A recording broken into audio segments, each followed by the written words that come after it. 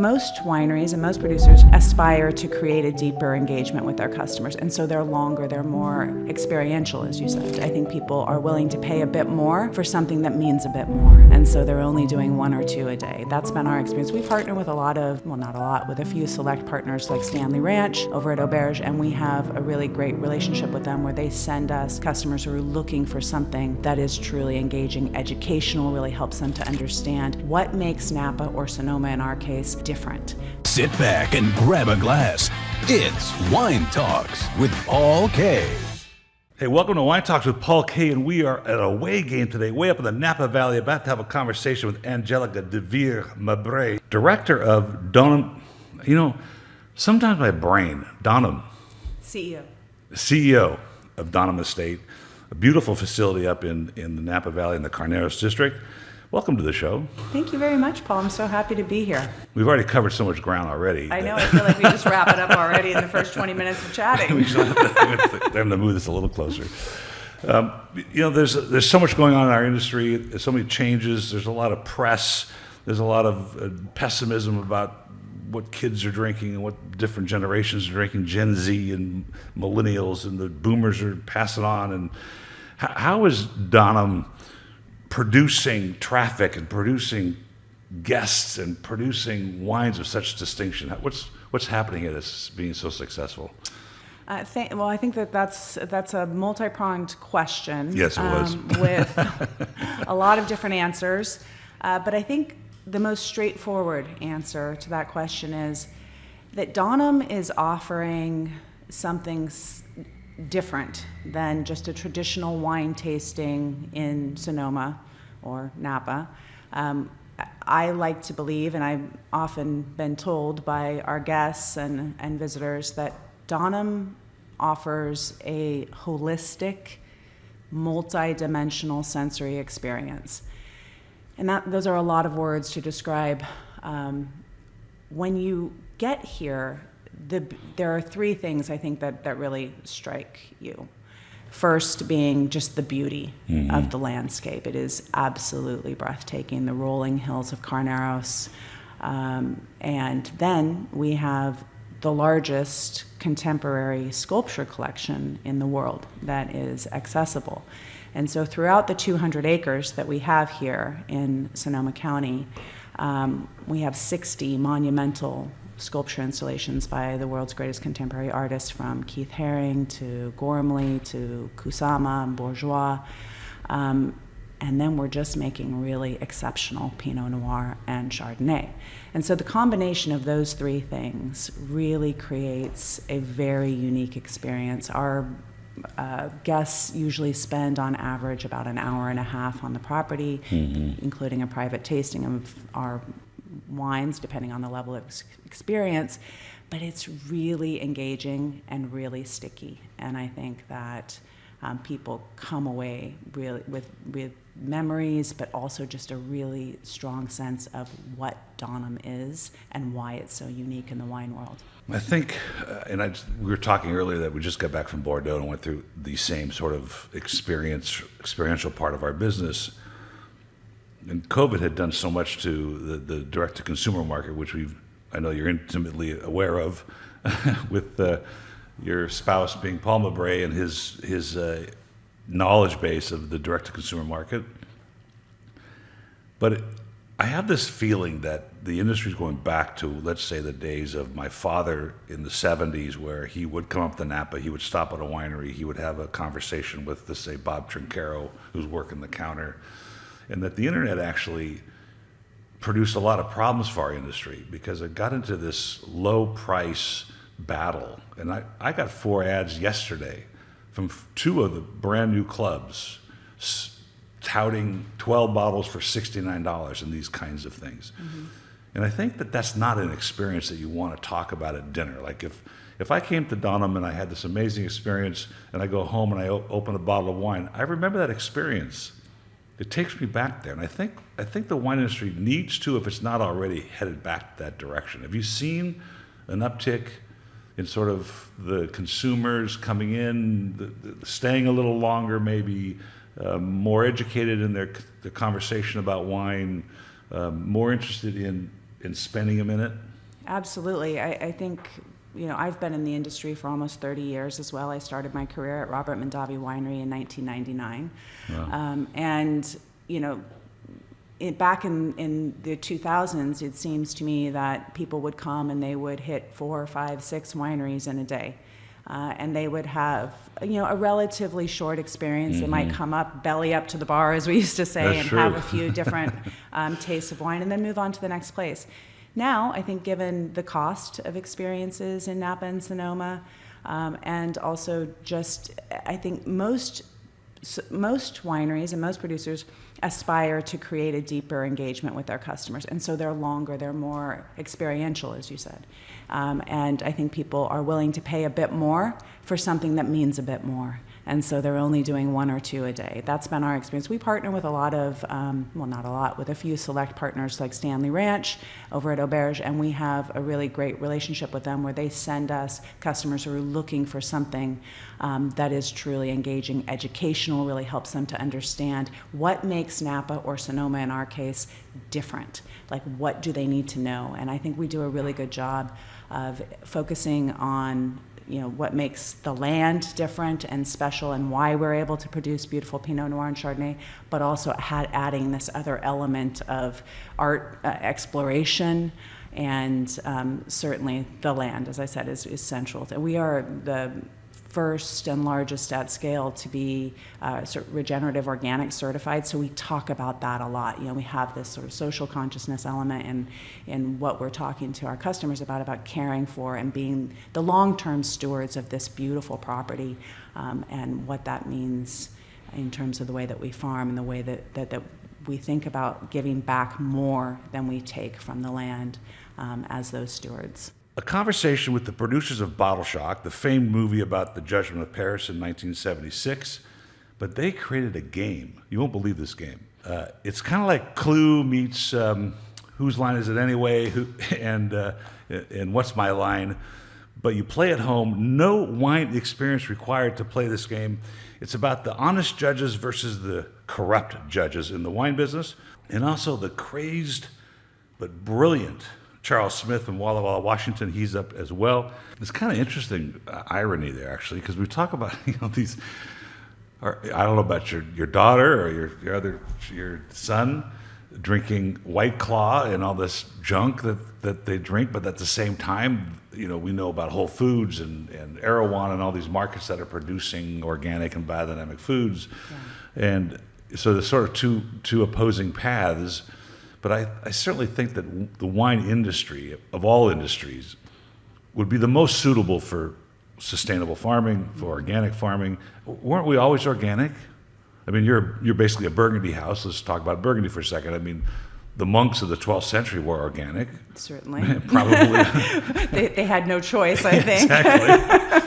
And they were learning all about these little petite vineyards that grew substantially different grapes than the one next door, and all without the technology to advance that information. You said you had 15 different wines here at any given vintage. That's correct. Vineyard designated, sort of the same idea, looking for unique parcels that produce something different than the one next door. Exactly, and I think we have vineyards, all estate farmed and owned vineyards in Carneros. Here we have 200 in Russian River. We have around 30 in Bodega. We have some vineyard in development. And then last year we just purchased the Savoy Vineyard up in Anderson Valley. And so we're able to make some very clearly differentiated expressions from different parts of the vineyards here, but also just across all of these great wine growing areas in Northern California to really express the terroir and the differences in aspect and soil and climate. And it makes it, especially for our customers, it makes it really interesting for them to be able to taste across the Donum portfolio and to really understand how the soils and all of these different factors can influence a taste profile in a wine. So we're primarily direct to consumer, and I think that that gives us a pretty sincere advantage as well, because we get to tell these stories face to face with our guests. We're 90% direct to consumer. We've just made our first sort of move into wholesale distribution to be in key markets this year, and we'll continue to grow that business selectively and very strategically. But being able to tell your story to your consumer directly is such an advantage when you have as many wines as we do, and you really want people to understand why you've made these stylistic decisions to bottle them separately. It's so interesting when you said that. It took me back. When I bought my dad's company in 1988, it wasn't that long ago, even though it was 35 years for me, but he handed off, I found the document recently, and it was the financials, and then it was like existing wine clubs to compete against. Because the Wine of the Month Club at the time was truly about finding unique bottles because of all the reasons in agriculture there's overstock or something doesn't sell or whatever reason. And they were truly great values. And the wineries that had clubs back then was like Inglenook, Sebastiani, Mondavi, like the top 5. That was it. Yeah. And there was no sort of third-party club. And I think maybe they understood at the time that the direct-to-consumer business is great for wineries as a marketing tool, but it also creates, in our world, lifetime value. Yes. Because they came and experienced it, because they hear the story, because they come and witness the artwork. When they get that package, every time they get that package, it's a break. It's going back in time to a better moment. Who knows what's going on in the household at that time, right? Absolutely. Versus, hey, I bought this wine on the internet for $3. Right. It's Right? soulless. That's nobody cares, and you don't want to say that anyway because you only spent $3 on your guest, right? Or $6. But an important part of our industry is like I said, going back to this, is that we have to stay the course on what we put in that bottle to garner those experiences, to make people think. I completely agree with you, Paul, and I think what you hear a lot in the industry, I don't know if you watched Rob McMillan's most recent SVP direct-to-consumer report that happened this week. I've downloaded it, but yes. Well, one of the things that the panelists were talking about, and I think is part and parcel of the conversation that we're having today, is around authentic storytelling and what is your story? What are you offering to your guests that differentiates you from the next producer? There are so many incredible producers around the world, but certainly in Napa and Sonoma that are making wonderful wines. And so it doesn't just come down to wine quality. I mean, I think we see that across price points and we see that across producers. But what makes you different? And I believe that as we're speaking about younger cohorts coming into their own around wine, what they gravitate towards is this authentic storytelling. They want to know the why behind it.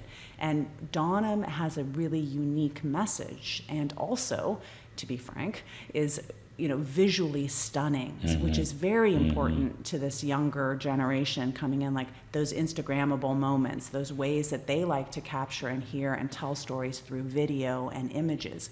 We have an unbelievable advantage there with the background and the art and the beauty of the land. I wrestle with this this idea between, I just found something on my shoe. It's part of our land that we loaned you. Yeah, thank you. I'm going to take it home with me. This tug of war with consumerism versus staying the course and putting something in the bottle that we all want to drink all the time. And that if you listen to the Ottany Global Group, which is out of France, and it's a think tank for wines, they'll tell you that wine has always been driven by the consumer. And we can see that in the supermarkets, Yes. right? I mean, it's obvious. You and I know what's in there, but the consumer sees that, they get to buy it.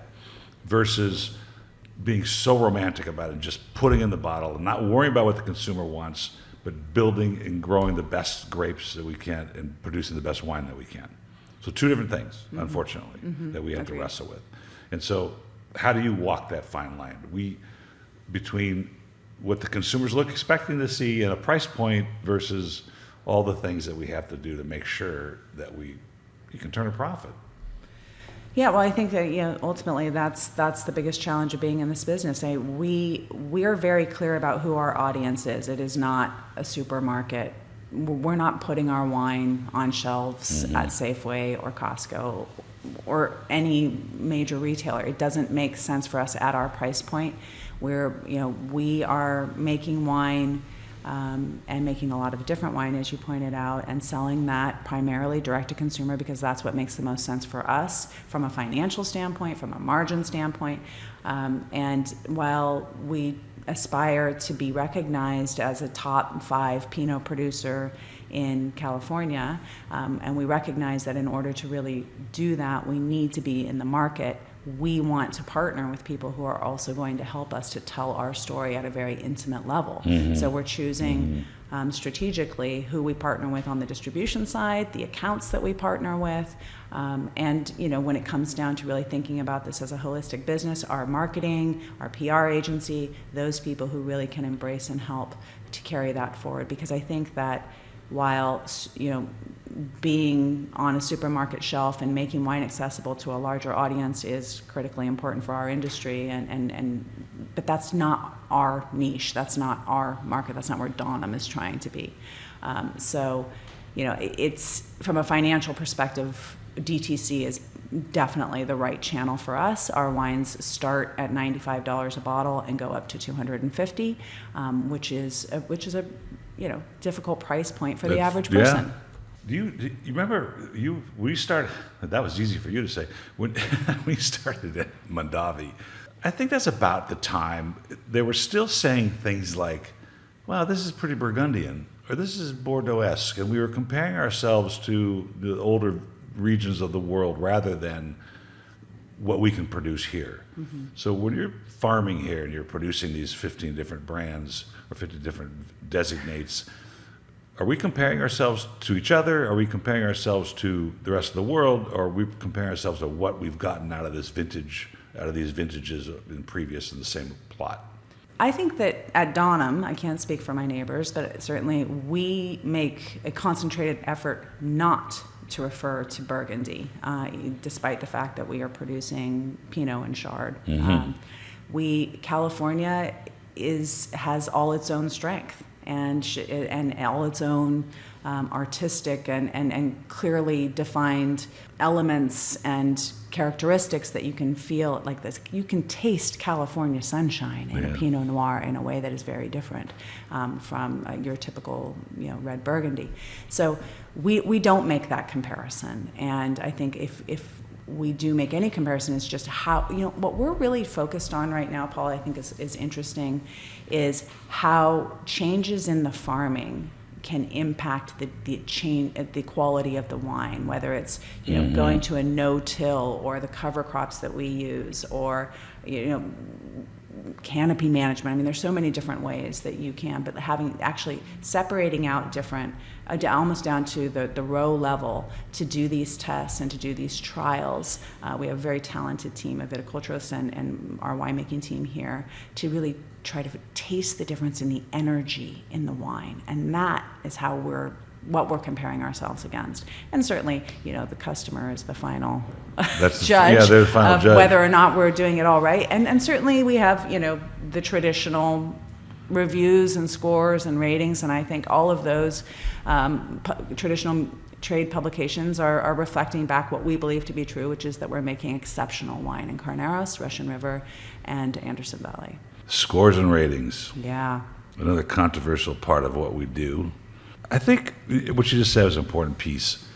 And I have this I shouldn't say that, discussion with friends all the time. Let's say people that don't drink, taste as much as we do, that don't experience all that we have, and so we're trying to make sure everybody understands the value. But what I do come away with is that there's always, when a proper glass, and I call it an honest glass of wine now, is put in front of somebody, whether they like Syrah or not, or Pinot Noir or Chardonnay, they recognize the word energy, like you just said.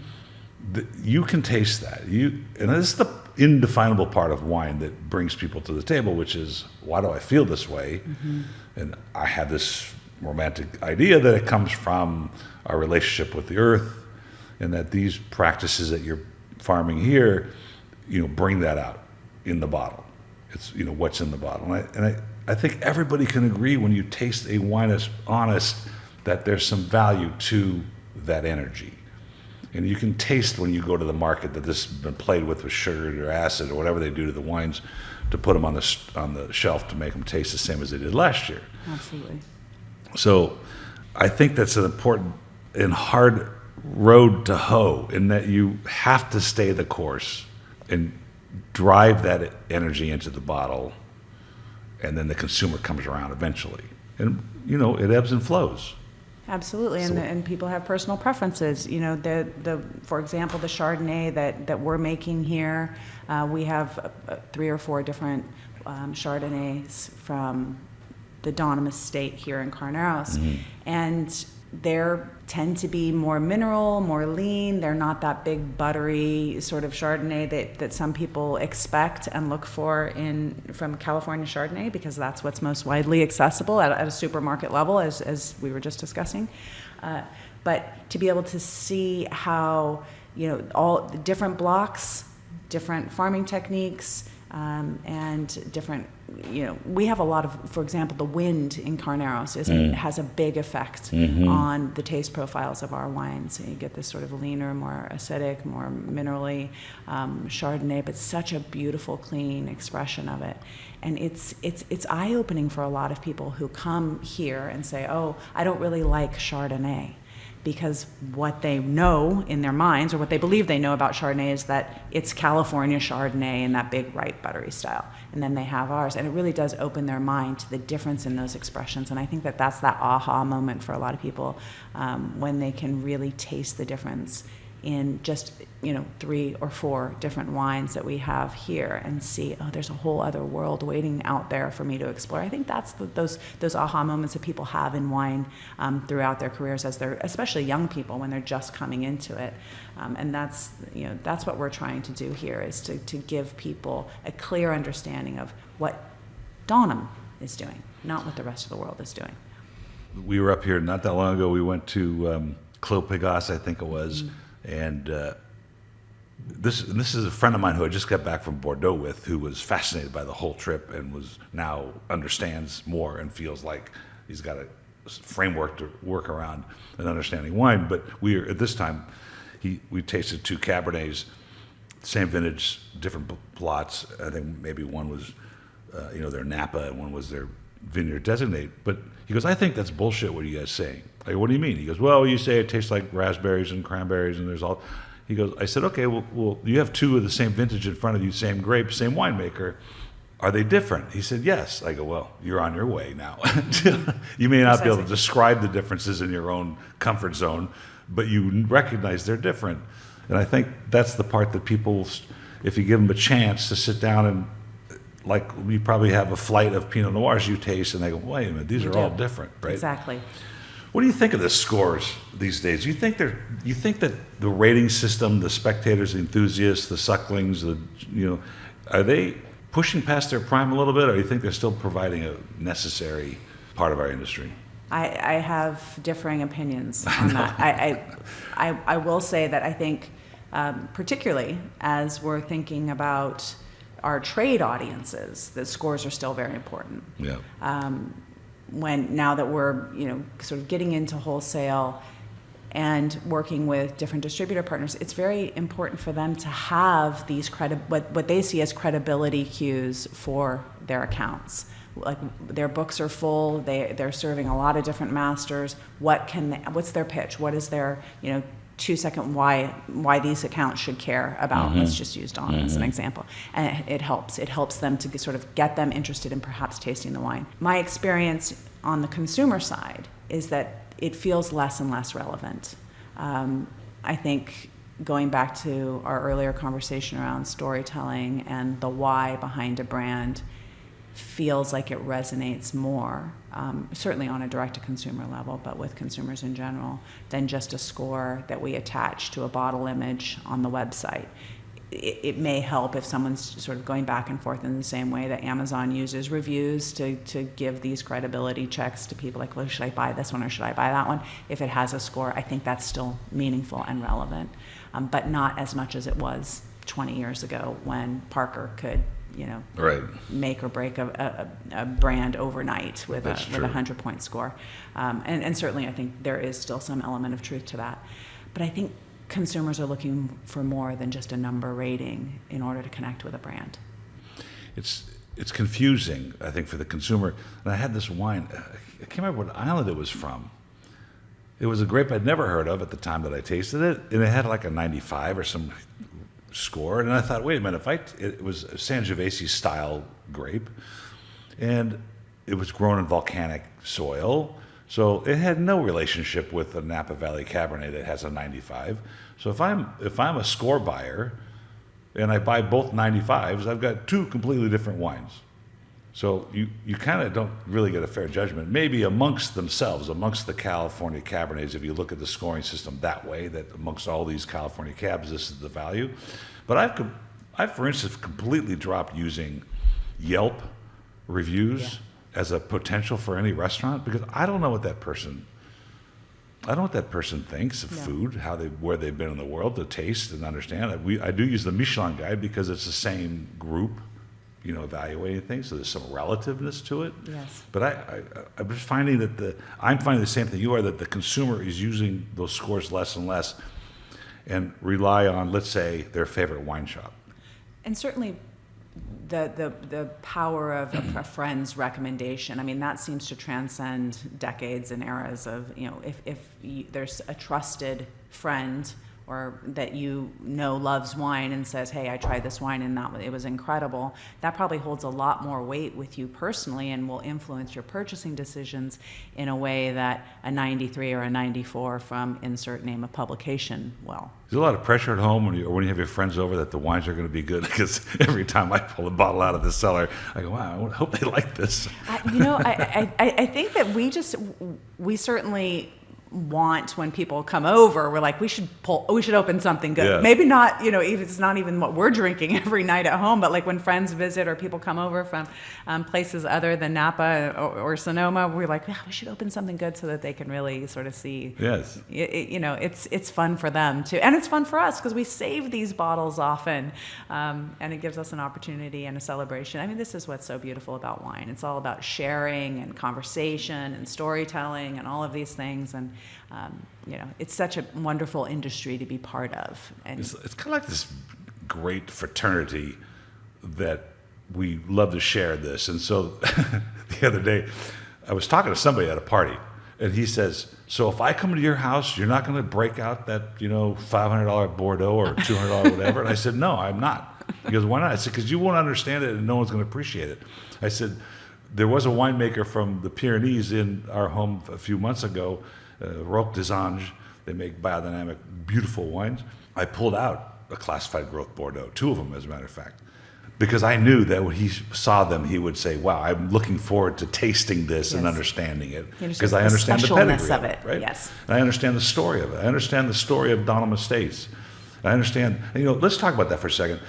This is owned by a Danish couple, or investment. It's family owned by Alan and May Warburg. Alan is originally from Denmark, but he and his wife May live in Hong Kong, and May is originally from China. So Wow. They're multicultural and very international in their perspective, thus the international nature of this art collection as well, which I think we have 16 different countries now represented within the collection. That's amazing. Is it their only vineyard property? Yes. Yes. So nothing in France? No, Donum is their only winery investment. What was their vision with this? Was it producing grapes when they bought it, grapes and or wines? And was it the allure of the Napa Valley's lifestyle? Was it, what brought them here, and what's their vision? Well, I think originally when Alan purchased Donum back in 2011. Donum had been established in 2001, was part of the Buena Vista group originally. It's actually young, in this. Relatively, Yeah. yes. But the Roque group, who owned Buena Vista at the time, realized that this was perhaps the most special parcel within all of Buena Vista's holdings, which were quite expansive at the time. And so they carved out this little 200-acre section and said, we're going to, I think originally the idea was to have like kind of a Grand Cru grower model, and just sell the fruit like Hyde, that same kind of concept. And in 2011, so they were making small amounts of wine, around 1,500 cases, and kind of selling it, by appointment. People would come and taste in the barn, and they would, sell the wines that way. And then in 2011, Alan and 3 Danish partners bought Donum from the Roque Group. And I think that they were just originally intending to let it sort of just roll along as it was. And in 2013, Alan made a trip out and thought, I think that there's really something special about this place. And that, as I was saying earlier, is when he put the first piece of sculpture, which is right behind us. That, Yeah, right. It's beautiful. Artificial rock. I've been looking at this. Yeah, that was the first piece to be put here. And then over time, as he became more familiar with the potential of the site and the wines that were being produced, and he started to put more and more of the art on the property as well in a very organic way, their vision really became to create world-class Pinot Noir and Chardonnay here at Donum, but also to create something that was a celebration of the wine, the land, and the art as the art continued to be an important focus for Donum as well. And I think if they were sitting here today, that Alan and May truly believe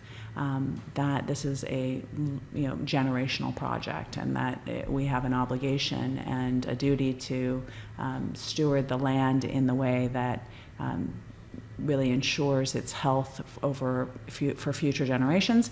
But the art is certainly something that they also want to share with the world. So we are just so incredibly fortunate to be able to have all 3 of these components. And I frankly, the sky's the limit. I mean, we continue to bring more and more art. We have a big art activation happening here on July 10th, which will be a pretty important press moment for us, and introducing something that is really unique in the world, that will add to the landscape, so to speak, at Donum. And I think that the Warburgs are committed to continuing to invest in this property and its future for the long term. That's a very European thought. I think about this all the time.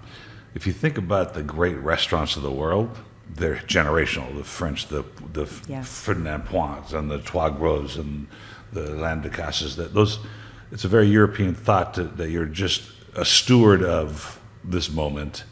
Precisely. And then you're handing it off to the next generation. And Americans don't think that way generally. No, and certainly it sounds very cliche, but Alan and May truly have established as the vision for Donum that quality drives every decision, and that we are whether it comes to the way that we're thinking about agriculture, or the way that we're thinking about social welfare, or the way that we're thinking about any part of this business, that we are investing in the highest level of quality, and that will be reflected in the wine. And that is a non-negotiable in all conversations around how this winery and how this brand moves forward. And it's a really unique place to be. And I feel very fortunate to be part of this project. It's unlike any other project I've been involved in my 30 years in the wine industry. How did you prepare for this? I mean, you come with this outlook, or part of it was shaped when you got here, but your career could have gone 1,000 directions, and you land at a place that seems to have the same vision and thought process between you and your husband, and being in this industry so long. How did you prepare to be here? My career, as I said, started in 1999 with Robert Mondavi Winery, and I had been brought in because I actually had zero experience in the wine industry. We were kind of talking We all had about it at this. some point. We were kind of talking about this earlier, like, the why behind how people get involved in things. But I had been living and working in Paris for quite a long time and working in luxury goods. And so Robert Mondavi Corporation at the time had just spent $28 million to reinvent basically wine tourism at the winery. So when I arrived, they really wanted people, a team that was thinking differently than traditional wine marketing, traditional wine tourism. And so I came in with a lot of new ideas that weren't being currently practiced in the wine business. We opened things up for tours. We had different retail concepts set up. And in 2004, Constellation acquired Robert Mondavi Winery. And so I went with that acquisition and then was responsible for all of direct-to-consumer marketing across 10 of their brands. So I did that until about 2010. So I had a lot of experience working across a lot of different properties with a lot of different consumers, with a lot of different teams, and was able to, when I left Constellation, take that experience and go back into smaller family wineries and really create radical change and transformation by using all of those skills and all of the knowledge that I had over that decade working in a much larger corporate environment. And I think that's what's prepared me to be here today. If there's anything that I'm most proud of as it relates to Donum and this project, is our ability to be agile and to take a business that in 2019, when I landed here, was very, very different than it is today, but had incredible bones. The everything we've talked about already. All the pieces were here, but to be able to put them together and create something truly unique that is ever changing, ever expanding, despite COVID, despite all of the trends in the industry that we're seeing, where a lot of our friends and neighbors and colleagues are struggling. Donum has been able to continue to grow. And grow aggressively year over year, because I think what we're offering is truly unique. That's a interesting dynamic. Mondavi wasn't small in 1999, but it was still sort of family run, and it was a different business model. Corporate America comes in. Constellation's American, right? It's not like Treasury. Yes, based in Canandaigua, New York. Yeah. Comes in, and you get pretty rounded experience. I worked for Xerox Corporation for a long time, and I mean that's a whole different part of the world when it comes to business, because you have to work with a team and you have to be part of the group. And I used to announce new products to the rest of the sales team in Los Angeles, and so you get a new perspective on it. Then I went to a company that had nothing more than a Commodore 64 computer and a fishbowl of business cards from some trade show that they did, and try to make a market out of it, which we did. And I find that fascinating, because I had this conversation yesterday with my daughter who works for Apple. She's in charge of some big banquet for the preschool that the kids go to. And she sent me a picture in front of the whiteboard with all these things as she's discussing it with the group. And I told her, I said, you're really fortunate that you landed at Apple, because they're giving you such a rounded view of how business should be done. But at the same time, you can bring that, as you have, to a small place and use that to organize the skill sets, but still maintain the flavor and the family of a small business, which is really important for this. Do you think that corporate America is good for the wine trade, the Constellations? I mean, Treasury just bought Dow for $1 billion. Of course, if you're the Dow brothers, that's a good thing. But I wonder if it's good for us, like the 19 crimes of the world, that if it helps the industry move the needle for consumerism, or if it sort of pigeonholes what we present to the consumer. I guess I'm still of the mindset that getting wine into people's glasses is a good thing. Wherever people are on their wine journey. And so in that sense, I think 19 Crimes or any of the big Constellation brands are doing.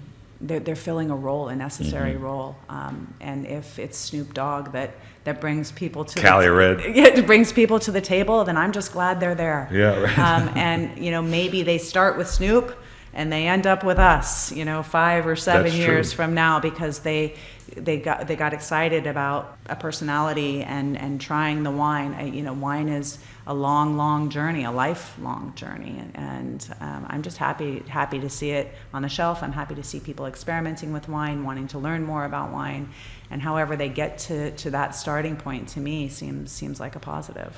I think that every generation comes around to a glass of wine, the proper glass of wine. I mean, my wife has. We got married, she was drinking Gallo Chablis, not the kind of Chablis that you reference when you talk about your Pinot Chardonnay here.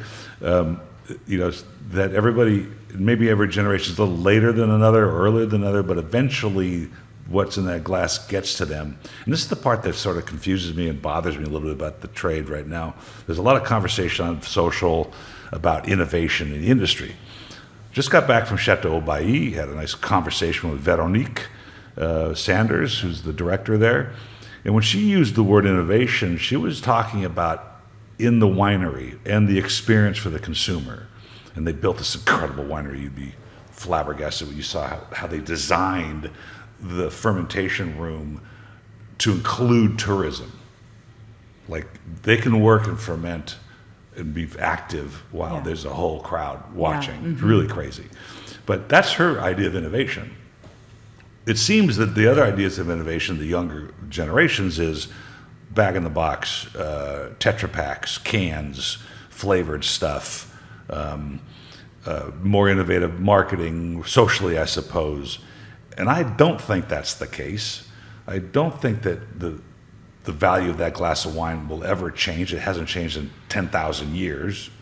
I mean, if the pharaohs of Egypt are being bared with their favorite vintages, there's something going on here with this. There's some longevity to this. Yeah, exactly.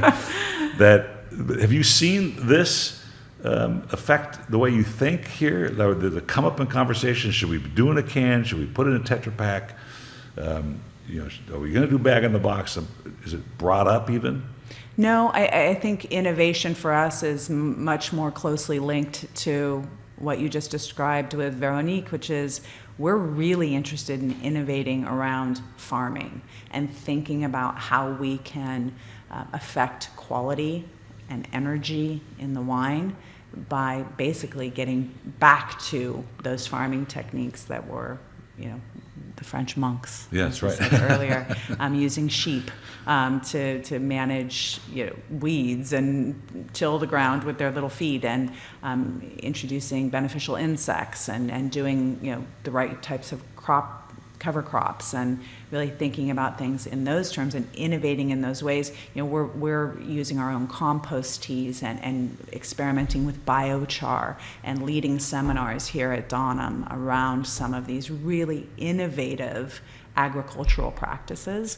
And I think we genuinely feel that we are sort of tip of the spear. We just got back from the London Wine Fair, where Tony Chapman, who leads our vineyards here, did a panel discussion with some of the world's leading experts in regenerative agriculture. And Donum truly is pushing that envelope, as I said, tip of the spear thinking about how to accomplish that, and to accomplish it at relative scale, because we have almost 300 planted acres now.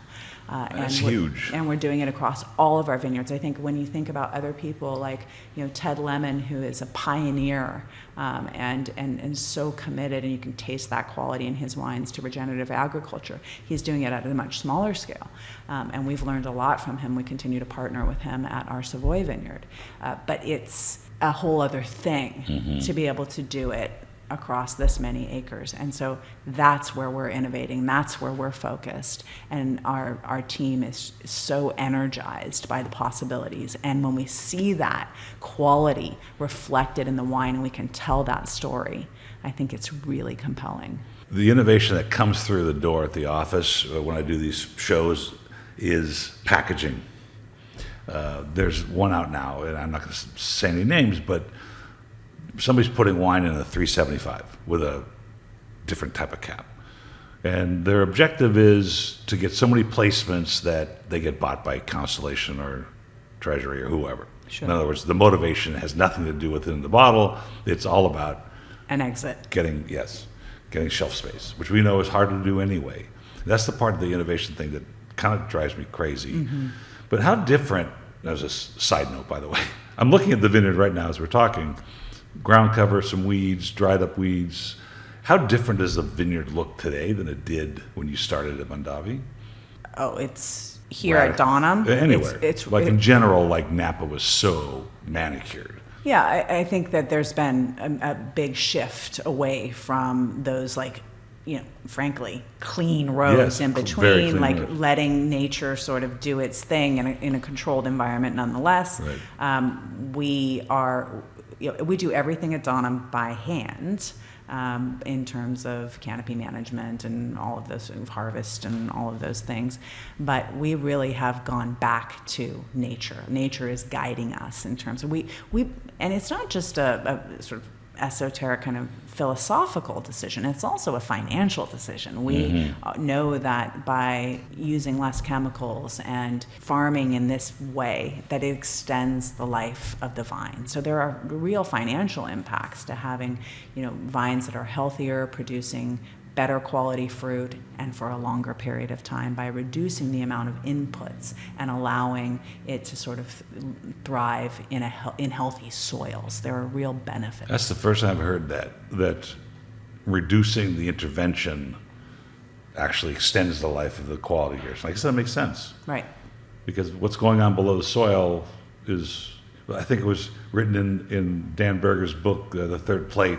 There's a war going on down there, between the organisms. Well, and without getting too geeky or techie, because I'm not actually the most qualified person to even talk about this, if Tony was sitting here, his eyes would light up and he would tell these stories in a way that would be much better than me trying to paraphrase on his behalf. But we're looking at, the fungi, and we're looking at all of the different biological aspects of the soil at detail to understand how to create these living, thriving environments in which we can grow the best Pinot Noir and Chardonnay for our vineyards. Everybody has a different ecosystem, and so, but we're focused on creating diversity within that system so that it reflects back in the wine. And again, there are financial benefits to making those investments now. Do you at daytime, this happens to me now, I love it.